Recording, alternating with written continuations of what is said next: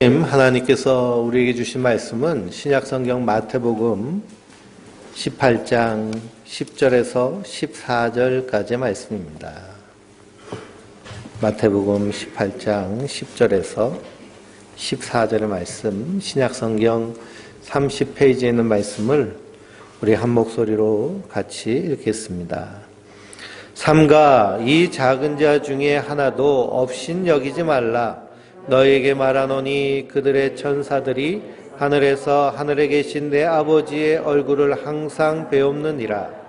너희 생각에는 어떠하냐? 만일 어떤 사람이 양 100마리가 있는데 그 중에 하나가 길을 잃었으면 그 99마리를 산에 두고 가서 길 잃을 양을 찾지 않겠느냐? 진실로 너에게 이르노니 만일 찾으면 길을 잃지 아니한 99마리보다 이것을 더 기뻐하리라. 이와 같이 이 작은 자 중에 하나라도 잃은 것은 하늘에 계신 너희 아버지의 뜻이 아니니라. 아멘. 하나님께서 주시는 은혜와 평강이 우리 성도님들 위해 늘 충만하시기를 주님의 이름으로 축원드립니다. 오늘이 10월의 마지막 날인데요. 10월의 마지막 날이라고 너무 서글퍼하지 마시고 성도는 날마다 주의 말씀 안에서 새로운 자인 줄 믿습니다. 날마다 싱싱하게, 날마다 새롭게. 그래서 1517년 10월 31일 날 마틴 루터가 비텐베르크 대학 정문 교회에 95개조 반박문을 대자보를 딱 붙이고요. 로마 카톨릭이 타락한 것에 대해서 갱신을 요구합니다. 새롭게 해달라. 그래서 우리도 날마다 새로워져야 될 줄 믿습니다. 당시에 로마 카톨릭이요 면죄부를 판매했습니다. 죄 씻음을 받으려면 이 표를 사야 된다고. 그 당시에 로마 카톨릭이요 곳곳마다 큰 성당을 짓고 있었습니다. 지금도 유럽 여행 가면요 마을 가장 중심지에 엄청난 규모의 성당들이 자리 잡고 있습니다. 중세시대에 지어진 성당은 더 어마어마하고 저 바티칸에 가면 우리 대통령이 교황을 만나러 갔는데요. 엄청난 건축물들이 바로 이 마틴 루터 당시에 지어지기 시작했습니다. 건축을 하려니까 돈이 많이 필요하죠. 그러니 헌금을 받아내기 위해서 면죄부를 팔고 그리고 교황과 사제를 신격화하고 잘못된 교회론, 우리 성도 한 사람 한 사람이 하나님의 교회인데 건물을 성스럽게 얘기해서 성당이라고 이름 짓고 건물을 교회처럼 여겼습니다. 그래서 이런 과도한 성당 건축, 거기에 따른 성직 매매, 교회 세습, 교황 권력 암투, 사제의 도덕적 타락 이런 것이 다 겹쳐가지고요. 중세 시대를 암흑의 시대라고 말할 정도로 엄청나게 암흑한 시기. 그때 마틴 루터가 솔라 그라티아 오직 은혜만으로, 솔라 피데 오직 믿음만으로, 솔라 스크랍투라 오직 말씀만으로 라는 그런 개혁의 기치를 가지고 갱신을 요구했습니다. 그런데 그 갱신을 카톨릭이 거부했어요. 그때 그 시대의 요구를 들은 유럽의 성도들이 함께 힘을 합쳐가지고 그래서 이룬 대개혁이 종교개혁입니다. 그래서 유럽 사람들은 지금도 이 종교개혁을 유럽 사회 그리고 중세에서 근세로 근대사회로 넘어오게 된 가장 역사적인 사건으로 생각하고 중요하게 지키고 있습니다. 우리 개신교회를요 개신교라고 합니다. 기독교를 개신교. 개신교라는 말은 개혁된 교회라는 뜻입니다. 그래서 다른 말로는 개혁교회라고 말합니다. 그래서 개신교는 언제든지 갱신이 일어나야 됩니다. 잘못된 신앙의 행태, 잘못된 교회의 모습, 이런 모습이 나타나면 언제라도 개혁되어야 될 것이 개신교의 그런 특징입니다. 그래서 기독교 2000년의 역사는요, 갱신과 개혁의 역사입니다. 날마다 새로워지지 않으면 화석화되고 굳어져서 결국에는 세상에 잠식돼 버립니다. 그 개혁의 근거는 언제든지 하나님의 말씀이 되어야 될 줄 믿습니다. 성도도 마찬가지입니다. 성도도 하나님의 말씀으로 날마다 나의 삶이 갱신되어야 될 줄 믿습니다. 우리가 3주에 걸쳐서 예수님의 제자들이 예수님께 와서 묻습니다. 주여, 천국에서 큰 자가 누굽니까? 천국에서는 어떤 사람이 크고 어떤 사람이 작습니까? 이렇게 질문합니다. 그때 예수님이 그들을 향하여서 뭐라고 말씀하시나요?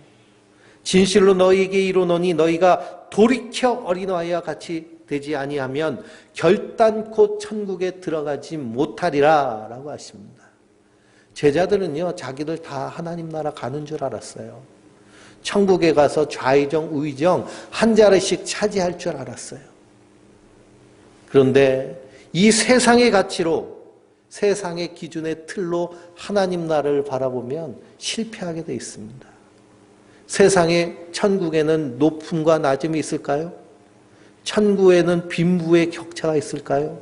가난한 자와 부자가 있을까요? 높은 자와 낮은 자, 그래서 갑이 있고 을이 있고 병까지 있을까요? 세상은 그런 것이 있지만 천국은 그런 것이 없기 때문에 예수님 그들에게 돌이키라고 말씀하십니다. 회개하라고 말씀하시는 거예요. 생각을 바꾸라는 겁니다. 우리가 인생을 살아가다 보면 어느 순간 내 삶이 틀에 박힐 때가 있습니다. 다람쥐 쳇바퀴 도는 것 같이 답답한 인생, 그럴 때는 어떻게 해야 될까요? 한 번씩 내 삶을요 뒤집어 엎어야 됩니다. 안주하고 안일하게 살아서는 안 돼요. 하나님 나라는 바로 그런 자의 나라입니다. 천국 예수님이 공생애를 시작하시면서 제일 먼저 외치신 말씀이 무엇이냐? 회개하라 천국이 가까이 왔느니라. 회개하라 천국이 가까이 왔느니라. 너희 사고의 틀을, 생각의 틀을, 삶의 틀을, 인생의 방향을 뒤집어 엎으라는 말씀입니다. 그 요구에 반응하여 나온 자들이 바로 구원받은 성도 우리들인 줄 믿습니다. 그래서 성도는 이 땅에서 세상을 살아가는 자들이 아니라 하나님 나라를 살아가는 자들입니다. 뿐만 아니라 하나님 나라를 살아내는 자들입니다. 살아낸다는 의미 가운데는 우리가 그만큼 인식하고 생각하고 노력하며 산다는 거죠. 그래서 예수님은 제자들에게 그들의 정신개혁을 요구하십니다. 어린아이와 같이 되지 아니하면 결단코 천국에 들어가지 못한다는 말씀입니다. 우리는 당연히 들어갈 줄 알고 교회 문턱 드나다를 들면 그래도 죽어서 천국은 가겠지 은연중에 생각하지만요, 그것은 오해이고 착각입니다. 예수님 분명히 말씀하셨습니다. 누구와 같지 아니하면? 어린아이와 같지 아니하면. 근데 요즘 어린아이는요 너무 대바라졌어요. 너무 세상에 익숙해요.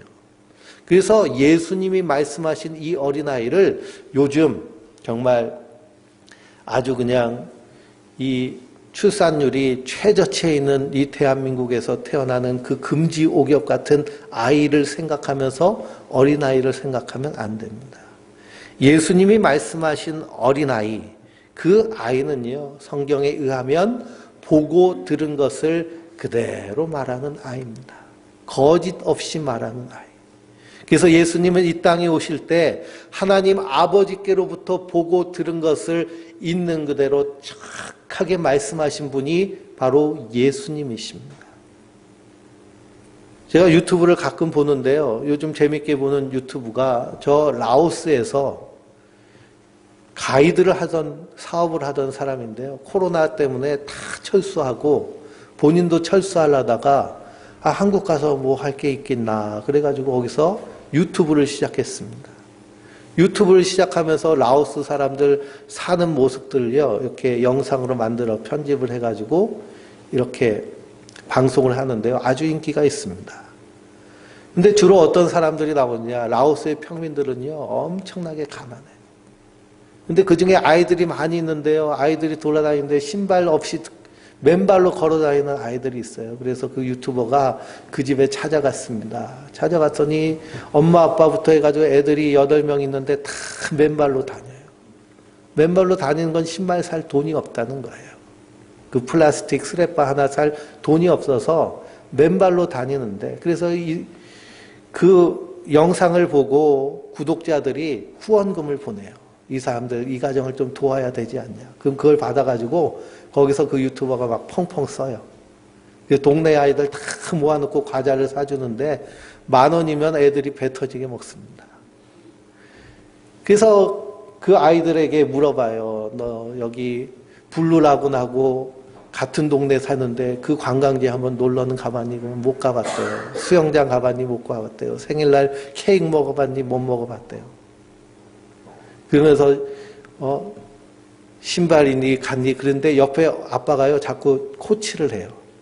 가봤는데 못 가봤다고 하라고 자꾸 코치를. 그래야 받을 수 있는 것처럼. 근데 아이는 거짓말할지 모르죠.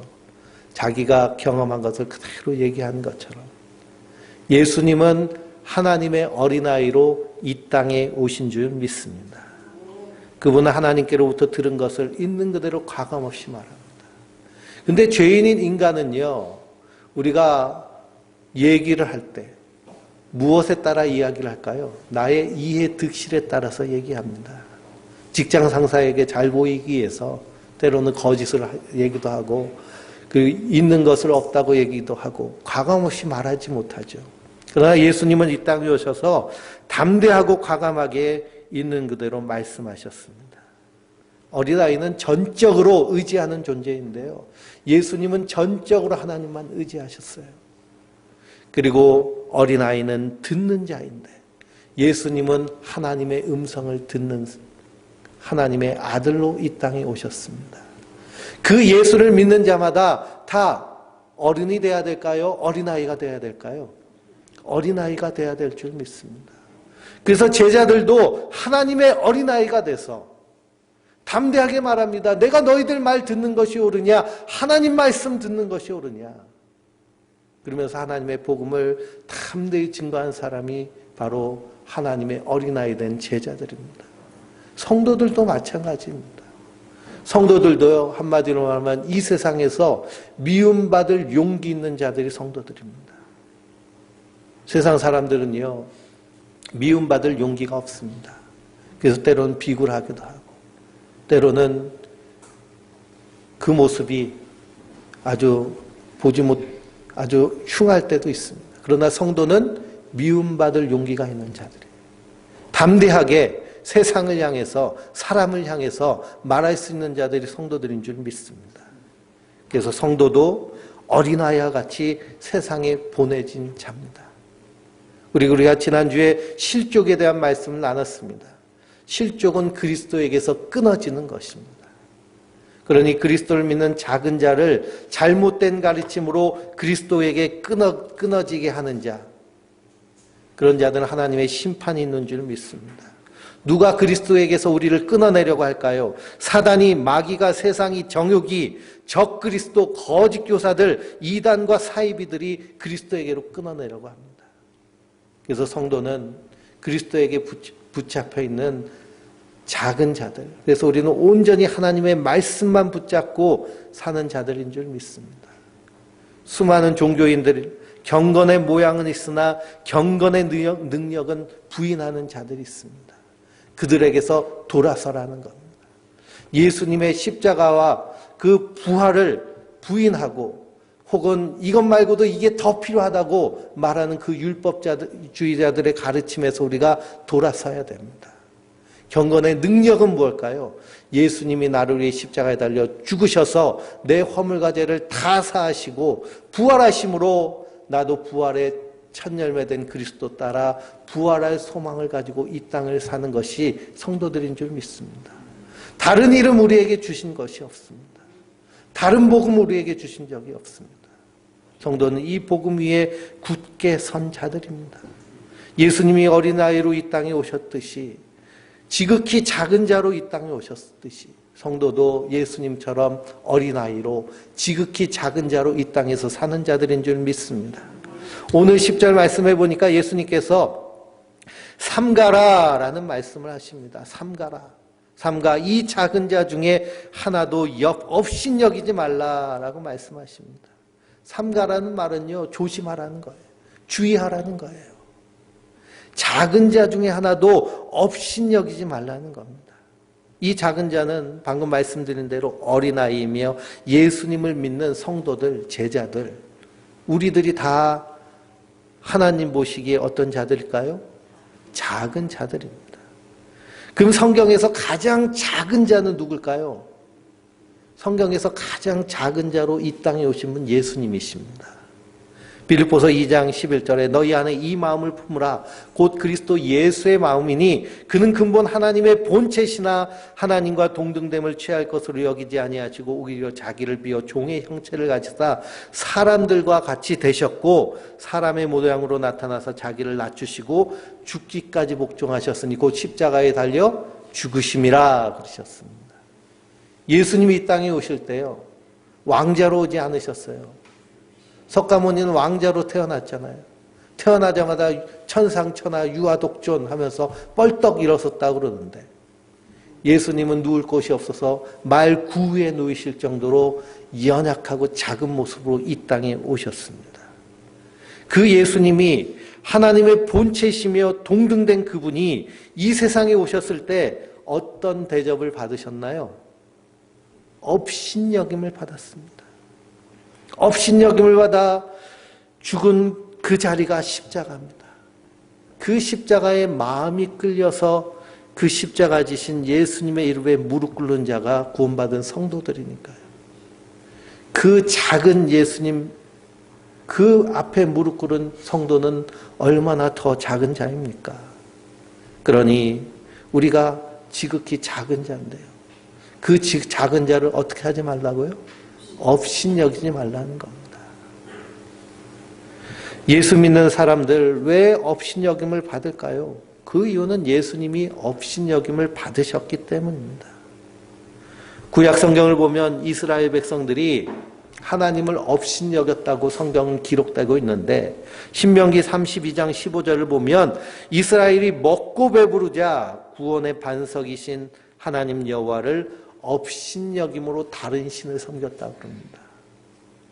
하나님 말고 또 뭔가 필요하다고 얘기하는 것이 하나님 업신여기는 거예요.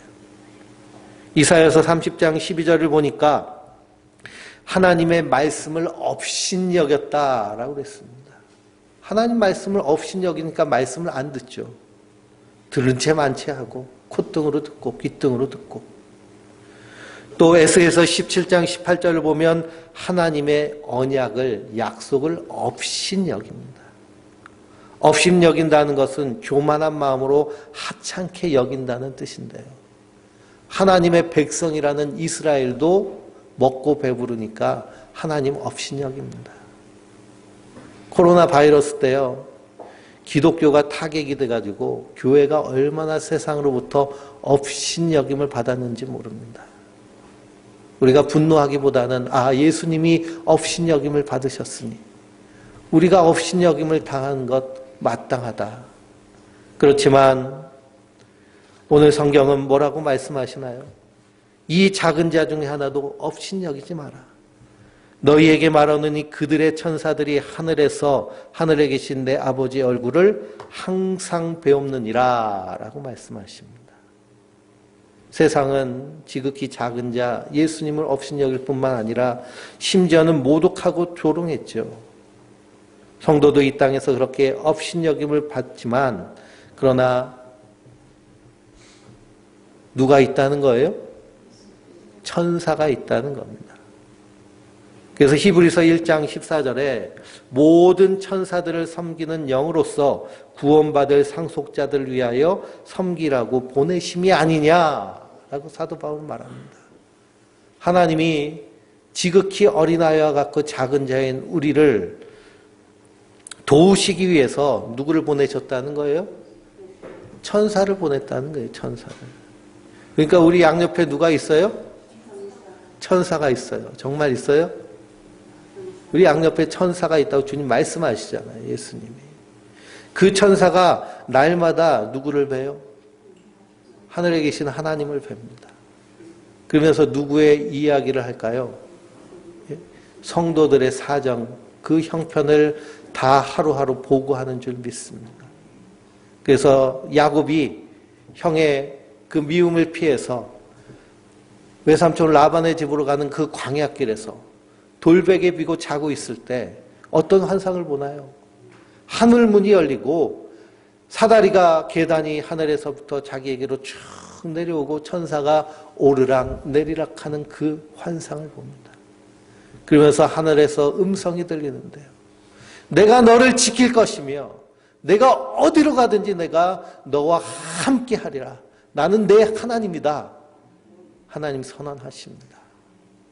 우리가 이 땅에서 지극히 작은 자로 살고 있지만 그리스도의 십자가의 보혈의 은혜를 받은 성도들은 하나님이 그렇게 눈동자같이 지켜 보하여 주시는 줄 믿습니다.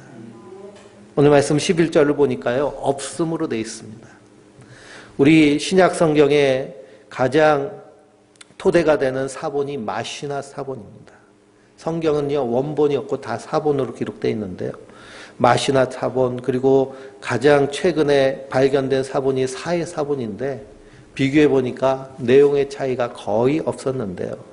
근데 어떤 사본에는 있고 어떤 사본에는 없습니다. 근데 이 마시나 사본에는 없는데 거기 각주가 되어 있죠. 각주에 뭐라고 되어 있나요?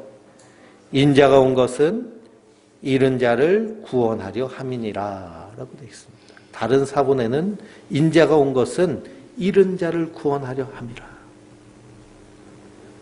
그러면서 예수님이 잃어버린 양의 비유를 하십니다. 우리는 잃어버린 자 하면은 누가 잃어버린 자라고 생각될까요? 이스라엘 사람들은 부지런히 율법을 지키는 유대인들입니다. 유대인들의 시각으로 보면 율법을 지키지 못하는 사람들을 잃어버린 자라고 생각했습니다. 세리, 죄인, 창기, 이방인들을 잃어버린 자이고 자신들은 하나님의 백성이라고 생각했어요. 그런데 예수님은 누구를 위해 오셨어요? 잃어버린 자를 위해 오셨습니다. 12절부터 14절 말씀해 보니까 100마리 양을 치고 있는 목자가 한 마리 양이 없어졌어요. 그랬더니 그 한 마리 양을 찾기 위해서 99마리 양을 어떻게 하고요?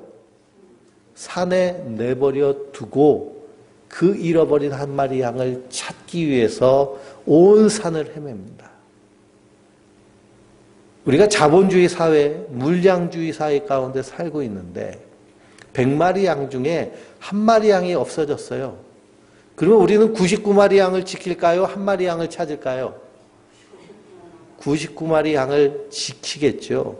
그 산에는 늑대도 있고 승냥이도 있고 곰도 있고 양을 위협하는 존재들이 있기 때문에 한 마리를 포기하고 99마리를 지킵니다.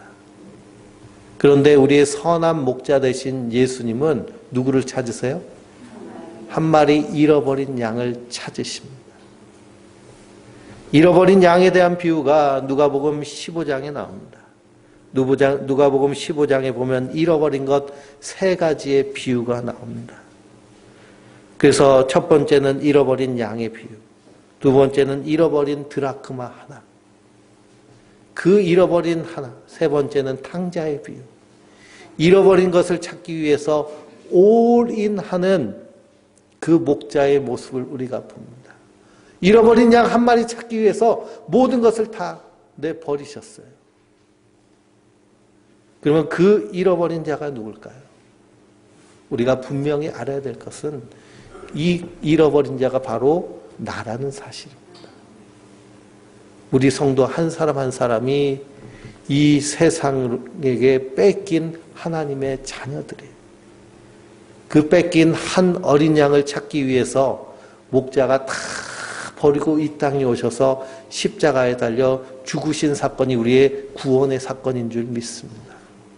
우리가 흔히 착각하기를 나는 99마리 양 안에 들어있어 라는 것은 큰 착각입니다.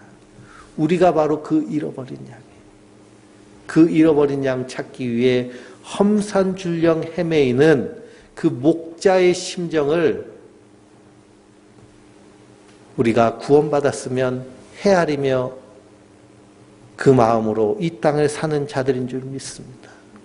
누가복음 12장에 탕자의 비유에서 탕자가 아버지께 자기 재산을 요구하죠. 아버지 돌아가시면 재산 반은 내 거니 좀 미리 주십시오. 내가 거기 가가지고 사업을 한번 해보겠습니다.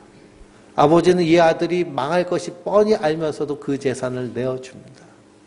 그리고 외국에 가서 허랑방탕하게 사용하다가 결국 쫄딱 망하죠. 그리고서는 돼지 농장에 들어가서 일꾼으로 일하는데 흉년이 얼마나 심한지요. 그 흉년을 견디지 못하고 생각합니다. 아버지 집에는 먹을 것이 많은데. 그래가지고서는 저벅저벅 아버지 집을 향해 갑니다. 근데 놀랍게도 그 아버지가요, 그 탕자를 맞아들이죠. 그랬더니 그 아들이 뭐라고 하나요? 아버지, 내가 하늘과 아버지께 죄를 지어 싸우니 지금부터는 아버지의 아들이라 일컬음을 감당하지 못하겠습니다. 나를 품꾼 중에 한 사람으로 여기세요. 나를 받아주세요. 하는 모습으로 아버지께 나갑니다. 그러나 아버지는 그렇게 하지 않았죠. 제일 좋은 옷을 입히고 그리고 그를 끌어안고 살찐 송아지를 끌어다 잡아서 우리가 잔치하자, 파티를 열자, 그렇게 환대를 합니다. 그러면서 아버지가 뭐라고 하시느냐, 내가 잃었다가 다시 얻었노라 라고 선언합니다. 잃었다가 다시 얻었노라. 그러니 이 탕자는요, 그 아버지에게 잃어버린 한 마리 양이었어요.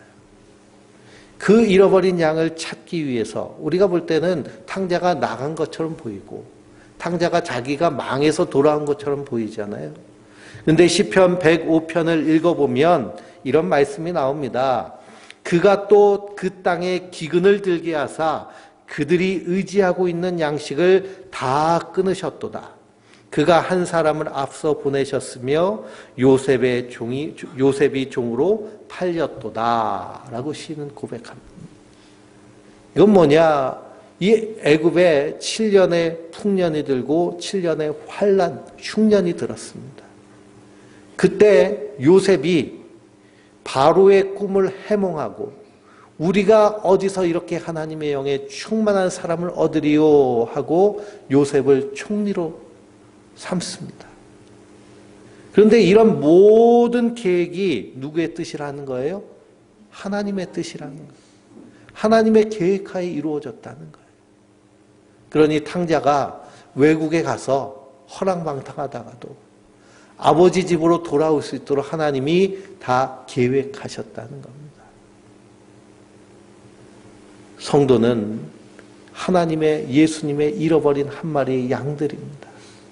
그 양을 찾기 위해서 우리 예수님이 어떤 값을 치르셨나요?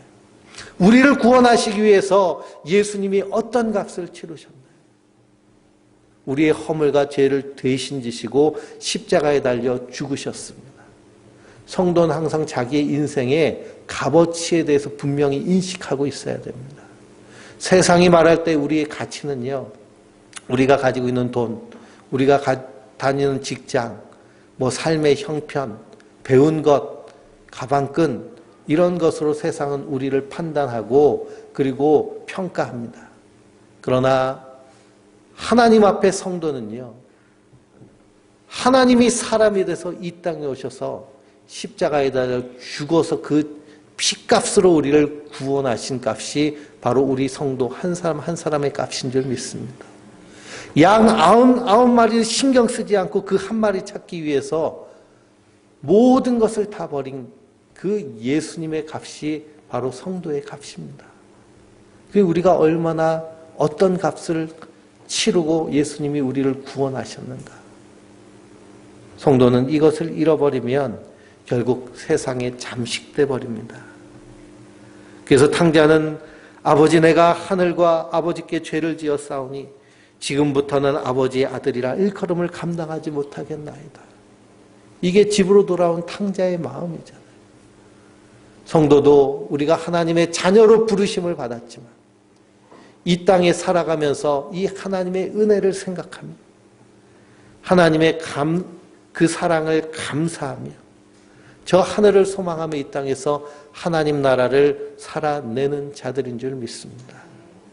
11월 셋째 주가 추수감사주일인데 우리가 감사절에만 감사하는 것이 아니라 날마다 날마다의 삶에 감사가 넘쳐야 될 줄 믿습니다. 우리가 살고 있는 시대가 이젠 번영의 시대에서 이제는 빈곤의 시대, 그리고 번영이 사라진 그런 깨진 시대 가운데 살게 됐습니다. 코로나 바이러스, 기후변화로 인해서 점점 삶이 팍팍해집니다. 그러나 성도는 이 땅에서 내가 어떤 은혜를 받았는지, 어떤 사랑을 받았는지, 마틴 루터가 말한 것처럼 오직 은혜로, 오직 믿음으로, 그리고 오직 하나님의 말씀으로 굳게 선 자들인 줄 믿습니다. 그러므로 그 하나님의 사랑 안에서 믿음으로 굳게 서며 우리가 하나님 나라에 합당한 자로 이 땅에서 하나님 명예와 통치와 사역을 위해서 승리하며 믿음의 길 걸어가는 하나님의 사람들 되시길 주님의 이름으로 축원드립니다.